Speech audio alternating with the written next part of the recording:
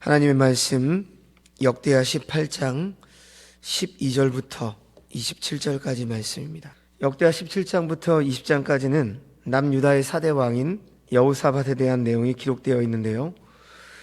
17장은 여호사밧의 선정과 유다의 번영에 대해서 기록을 했습니다.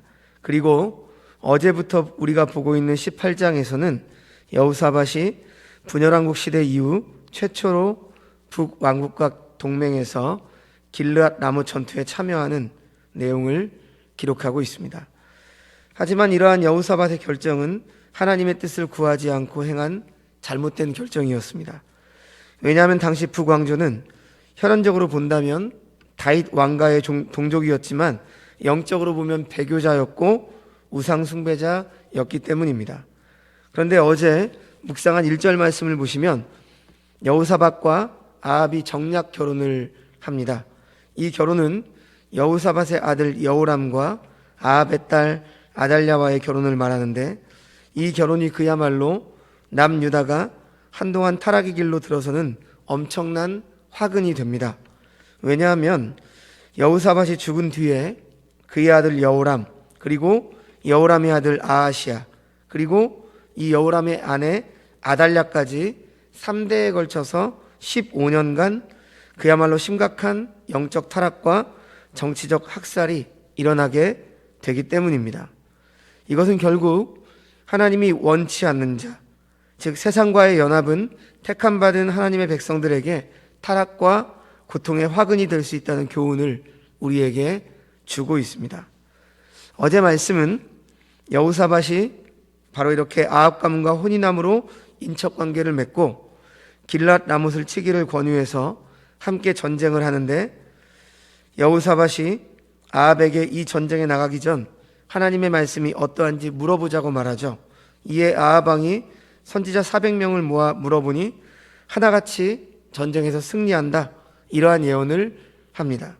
하지만 무언가 미심쩍은 여호사밧은 다른 선지자가 없냐 이렇게 아합에게 물으니, 아합은 미가야 선지자에 대해서 말하면서 자기 일에 대해서 좋은 일로는 예언하지 않는 자다, 내가 그를 미워한다라고 말합니다. 그리고 내시를 보내서 미가야를 불러오게 하는, 거기까지가 우리가 어제 보았던 내용이었습니다. 오늘 본문은 미가야를 부르러 간 사자가 그에게 말하는 것으로부터 시작하고 있는데요. 미가야의 예언의 내용이 오늘 본문의 주 내용을 이루고 있습니다. 먼저 12절 말씀을 보시면 미가야를 부르러 간 사자가 그에게 말하여 이르되, 선지자들의 말이 하나같이 왕에게 좋게 말하니 청하건대 당신의 말도 그들 중 한 사람처럼 좋게 말하소서 하니. 선지자 400명이 이구동성으로 길랏 라못 원정 전쟁에 대해서 승리할 것이라고 예언을 했습니다. 하지만 이 예언은 그야말로 왕에게 좋게 말한 거짓된 예언이었습니다. 지금 내시는 평소에 미가야를 좋게 생각하고 있어서 그가 공경에 당하지 않도록 왕이 좋아하는 말을 당신도 하십시오, 이렇게 말하고 있는 것이죠. 하지만 미가야는 13절 말씀에 여호와께서 살아계심을 두고 맹세하노니 내 하나님께서 말씀하시는 것 곧 그것을 내가 말하리라, 이렇게 단호하게 말을 합니다. 여기에서 여호와께서 살아계심을 두고 맹세하노니, 이 말에는 다음과 같은 의미가 내포되어 있습니다.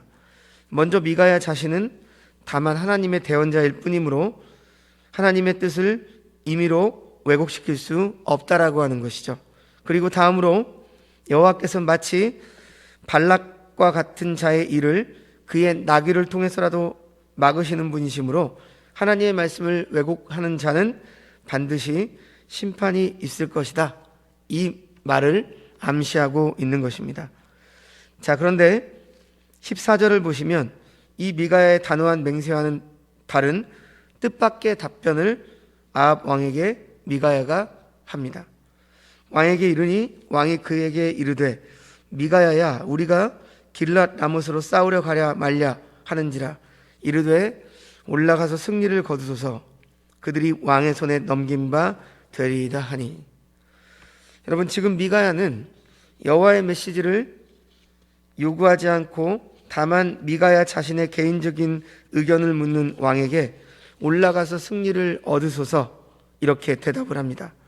하지만 지금 미가야의 이 말은 정말로 승리를 얻을 것이다 라고 하는 의미가 아니라 반어적인 의미로서 아합 왕의 구미에 맞는 말만 했던 400명의 선지자들과 좋은 말 듣기를 좋아하는 아합을 냉소적으로 비꼰 말입니다. 왜냐하면 그 다음 15절을 보시면 아합이 바로 이렇게 말하기 때문이죠. 왕이 그에게 이르되 여호와의 이름으로 진실한 것 이외에는 아무것도 말하지 말라고 내가 몇 번이나 내게 맹세하게 하여야 하겠느냐. 미가의 빈정거림을 아합도 금방 알아챕니다. 지금 아합이 하고 있는 말엔 미가야에 대해서 언제나 너는 거짓말만 하는 선지자다 이렇게 매도하고 있음을 알 수 있습니다. 마치 아합 자신은 항상 여호와의 진실한 뜻을 찾아 구했던 것처럼 보이게 하면서 오히려 미가야를 지금 거짓말쟁이로 매도하고 있는 것이죠. 이러한 아합의 말을 들은 미가야는 이어지는 16절부터 22절까지 하나님께서 자신에게 계시해 준 예언의 내용을 본 그대로 거침없이 전하고 있습니다. 지금 16절 말씀을 보시면 그가 이르되 내가 보니 온 이스라엘이 목자 없는 양같이 산에 흩어졌는데 여호와의 말씀이 이 무리가 주인이 없으니 각각 평안히 자기들의 집으로 돌아갈 것이니라 이렇게 말을 하고 있는데 미가야는 지금 비유법을 사용해서 길르앗 라못을 되찾으려고 하는 남북 연합군이 아람 군대에 패해서 허송되는 모습을 말하고 있습니다. 여기서 목자는 북이스라엘 백성들의 지도자인 아합을 말하고 있는데요. 바로 아합이 이 전쟁을 통해서 죽을 것이고 이로 인해서 이스라엘 군대가 목자 없는 양같이 흩어져서 각기 집으로 돌아갈 것이다. 이러한 말을 예언하고 있는 것입니다. 지금 본문에서 이 무리가 주인이 없으니 각각 평안히 자기들의 집으로 돌아갈 것이니라 이 말은 바로 아합의 죽음으로 이스라엘 군대가 전쟁에 패해서 무사히 귀환을 할 것을 예언하고 있는 말로 비록 아합의 죽음으로 전쟁에 패하는 것은 사실이지만 이로 인해서 오히려 그 군사들이 집으로 평안히 돌아가게 될 것이다. 이러한 의미를 가지고 있습니다. 즉 그만큼 아합의 죽음이 오히려 이스라엘 백성들에게는 평안을 가져온다라고 하는 뜻이죠. 즉 이 전쟁에서 왕과 백성은 철저히 분리되어 있는 것을 우리가 확인할 수 있습니다. 이러한 예언을 들은 아합은 17절 말씀에서 여호사밧에게 미가야가 자신에 대해서 좋은 일로 예언하지 않고 나쁜 일로만 예언한다고 말하면서 미가야의 예언을 바로 들으려 하지 않고 함께한 여호사밧에게 그가 말한 예언에 귀담아 들을 필요가 없다라고 하는 그러한 말을 합니다. 자, 이 구절에서 아합이 여호사밧에게 한 반문, 당신에게 말씀하지 아니하셨나이까 하는 이 말은 앞에서 말한 역대하 18장 7절에서 말한 것처럼 항상 자신에 대해서 나쁜 일만 예언한다는 그 말이 또다시 입증된 것이 아니냐, 바로 이런 뜻입니다. 이렇게 말함으로 아합은 미가야의 말에 여호사밧을 동요하지 못하게 하고 참 선지자의 말에 귀를 기울이지 못하게 하고 있는 것이죠. 그래서 계속해서 18절 말씀을 보십시오. 미가야가 이르되 그런즉 왕은 여호와의 말씀을 들으소서. 내가 보니 여호와께서 그의 보좌에 앉으셨고 하늘의 만군이 그의 좌우편에 모시고 서는데.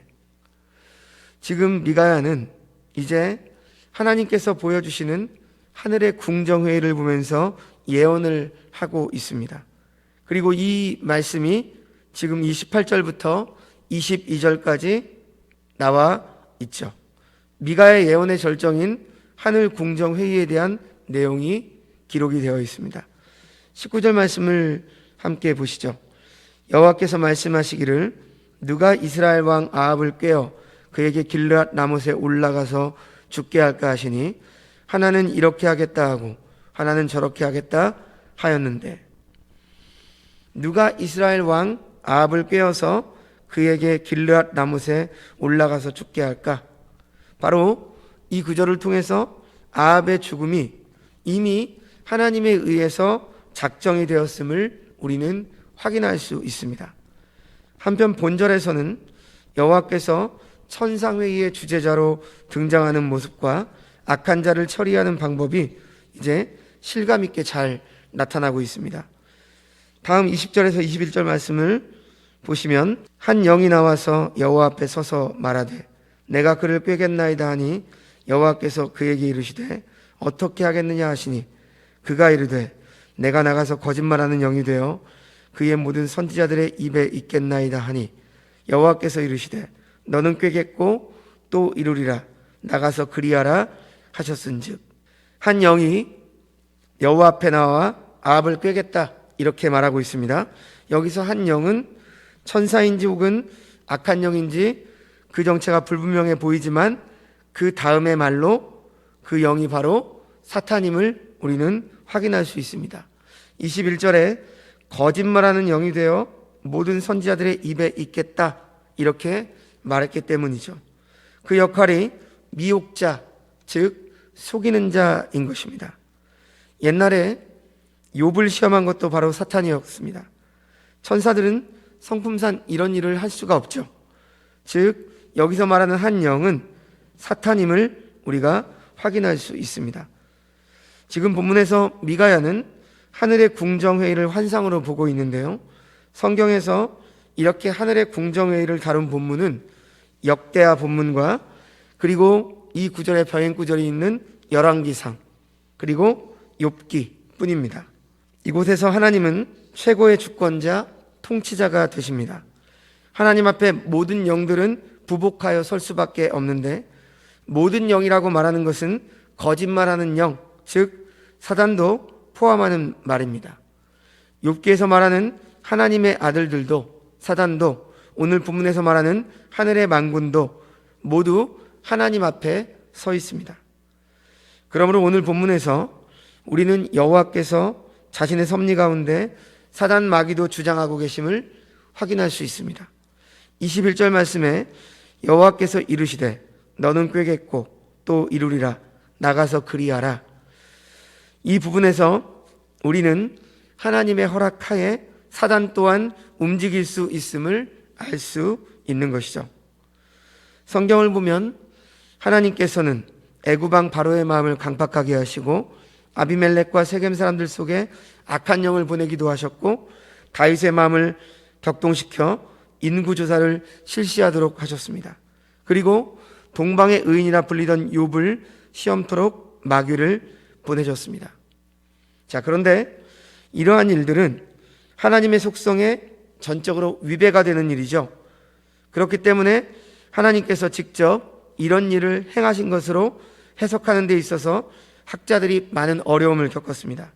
그래서 이런 일에 대해서 하나님께서 악에 대해서는 때때로 하나님의 섭리와 작정 가운데 허용하셨다 이렇게 표현을 합니다. 이것은 하나님의 주권은 인정하되 하나님께서는 죄의 조성자, 즉 죄를 부리시는 분이 아니시다, 즉 죄와는 상관이 없는 분이라는 그러한 뜻을 내포하는 신학적인 개념입니다. 그러니까 하나님이 우리의 모든 것들을 작정하고 주관하시는데 거기에 사탄 마귀도 포함되어 있고 사탄 마귀는 하나님의 허락하에 움직일 수밖에 없는 제한된 존재라고 하는 것을 우리가 확인할 수 있죠. 하지만 이렇게 말하니까 그러면 하나님께서 결국 악을 창조하시고 악을 방관하는 분이 아니시냐? 그렇진 않다라는 것입니다.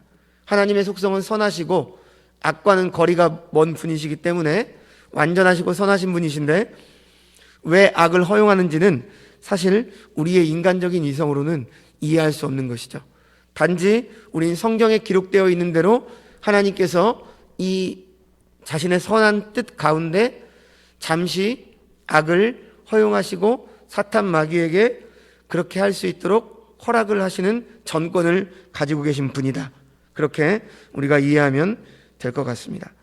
자, 계속해서 22절 말씀을 보시면 이제 보소서 여호와께서 거짓말하는 영을 왕의 모든 선지자들의 입에 넣으셨고 또 여호와께서 왕에게 대하여 재앙을 말씀하셨나이다 이렇게 말하고 있습니다. 이 말씀을 통해서 거짓 선지자들의 예언이 곧 여호와께서 아합에게 내리신 저주임을 우리는 확인할 수 있습니다. 지금 미가야는 죽음의 위협을 무릅쓰고도 하나님의 대언자로서 여호와의 뜻을 굽히지 않고 전달하고 있는 것이죠. 이렇게 18절에서 22절까지 미가야는 자신이 본 하늘의 궁정의 환상을 소개하면서 아합 왕의 죽음을 말하고 있는데요. 아까도 말씀드렸지만 하늘의 궁정의 환상은 욥기와 이곳에 기록되었다고 말씀을 드렸습니다. 그런데 욥의 경우와 아합의 경우가 완전 다르죠. 먼저 욥이 하늘에서 표적이 된 이유는 그가 흠이 없고 정직한 자로서 하나님을 경외하고 악을 멀리했기 때문입니다. 그래서 과연 욥이 어떠한 사람인가? 사단이 시험하기를 원해서 하나님이 자신 있게 허락을 해주셨기 때문에 그런 일이 벌어진 것이죠.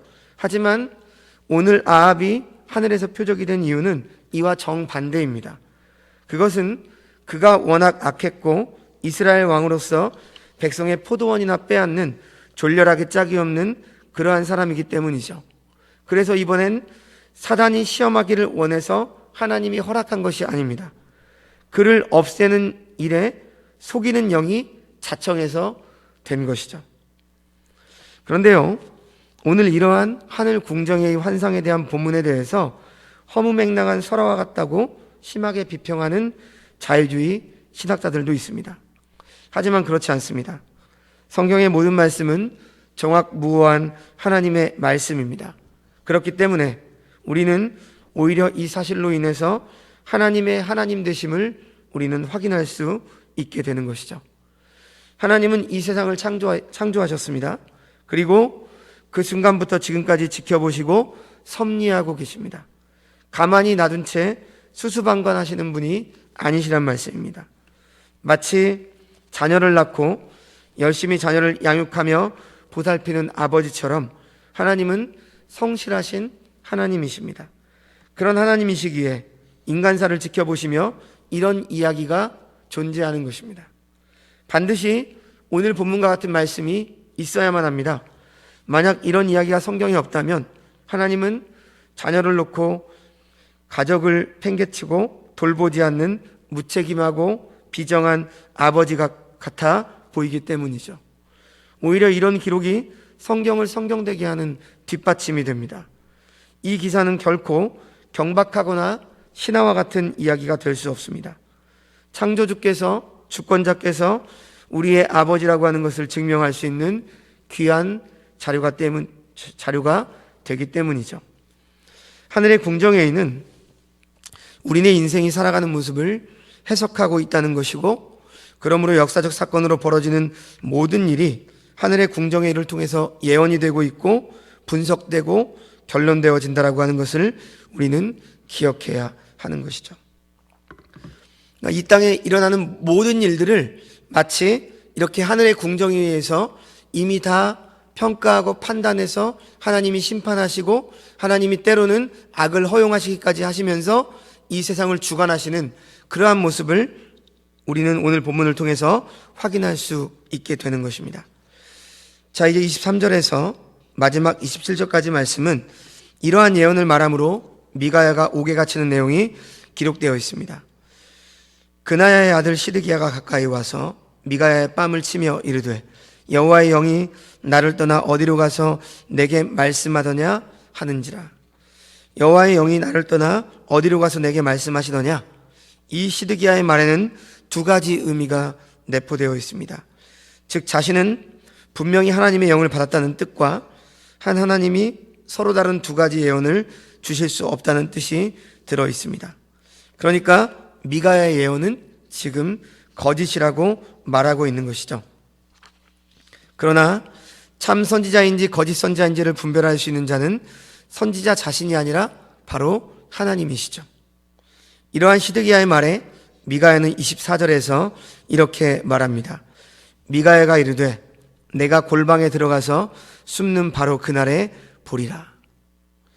미가야는 시드기야의 이 공격적인 태도에 조금도 움츠러들이지 않고 오히려 시드기야가 하나님의 징계를 피해서 골방에 숨는 날에 자신의 예언이 거짓된 것임을 알게 될 것이다. 이렇게 말합니다. 그리고 25절에서 27절 말씀을 보시면 이제 이스라엘 왕 아합은 미가야를 감옥에 가두고 고난의 떡과 물을 먹게 하라고 말하고 미가야는 백성들의 증인이 되어달라고 말하고 있습니다. 미가야는 왕이 참으로 평안하게 돌아오시게 된다면 여호와께서 내게 말씀하지 아니하셨으리다 이렇게 말했습니다. 그 말은 만약 왕이 무사히 살아 돌아온다면 내가 한 말은 여호와께로부터 받은 말씀이 아니다 라고 하는 뜻입니다. 그는 투옥될 망정 그의 말을 분명히 했습니다. 왕의 권세보다도 눈앞에 닥친 위험보다도 하나님의 말씀이 더 중요했기 때문입니다. 그뿐만이 아닙니다. 그는 이어서 백성들아 다 들을지어다. 즉 이 일들을 모두 목격한 사마리아 문 어기 광장에 있던 백성들에게 한 말로 곧 있을 전쟁에서 아합의 전사 소식을 듣거든 그것은 이미 예언된 대로 하나님의 계획이었음을 알라 이렇게 말하고 있는 것이죠. 자, 오늘 말씀은 여기까지인데요. 우리가 오늘 말씀을 통해서 우리에게 주시는 교훈이 몇 가지가 있는데 첫 번째로 대세가 아닌 하나님의 뜻을 말하고 따라야 한다라고 하는 것입니다. 하나님의 뜻은 다수결이나 권력에 의해서 결정되지 않고요. 하나님의 뜻을 바르게 말하는 것이 바로 선지자의 역할입니다.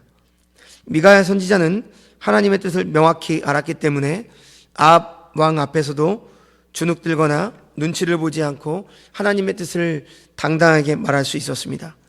불의한 자에게는 그의 불의한 욕심에 찬동하고 그것을 만족시켜주는 사단의 역사가 있습니다. 다음으로 하나님은 천상 보좌에 앉아서 하늘과 땅의 모든 권세를 주관하심을 우리는 기억해야 합니다. 하나님께서는 하늘에서 이 세상의 모든 일을 주관하고 계시고 심지어 하나님의 뜻 안에서 악한 영을 부리기도 하십니다. 그러므로 사탄의 권세가 아무리 위력을 떨치는 것처럼 보일지라도 우리가 두려워할 이유가 없는 것은 그 힘도 하나님이 통제하시는 범위 안에서만 가능하기 때문입니다. 세상의 어떤 권세나 영광도 하나님의 손 아래에 있음을 우리가 기억하면서 모든 일과 모든 영을 주관하시는 하나님을 믿고 하나님의 말씀에 순종하는 우리들이 되어야 할 것입니다. 그리고 마지막으로 미가야 선지자와 같이 하나님의 말씀을 전함에 있어서 위축되지 않고 바르게 전하고 그렇게 함으로 당하는 수모와 고난이 때때로 있다 할지라도 인내로서 견뎌내는 성도가 되어야 할 것입니다.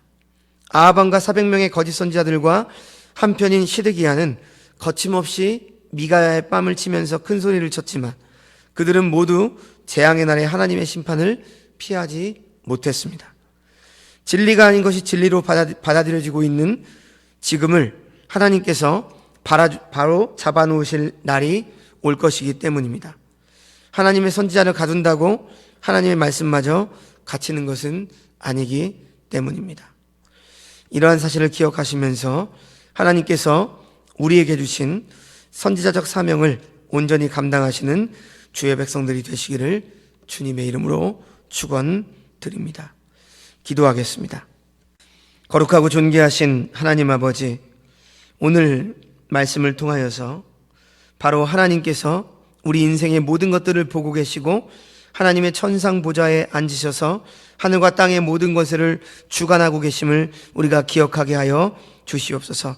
그러한 과정 가운데 하나님은 때로는 악을 허용하시기도 하셔서 사탄을 하나님의 통제하에서 다루시고 부리기도 하십니다.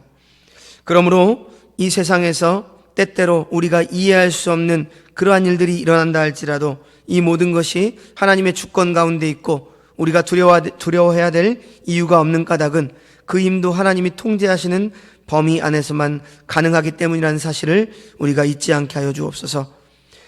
그래서 하나님 뜻에 따라 살아가는 하나님의 백성들은 결코 그 결말이 망하고 멸망당하는 인생이 아니라 이 모든 과정을 통해서 하나님의 뜻이 더욱더 드러나고 하나님이 세우시는 그러한 역사가 일어나게 될 것이라는 사실을 우리가 믿고 오늘 이 미가야 선지자처럼 하나님의 말씀을 온전히 전하며 위축되지 아니하고 때때로 그 말씀을 전함에 있어서 그로 인해 수모와 고난을 당한다 할지라도 인내로서 견뎌내는 하나님의 백성들이 되게 하여 주시옵소서.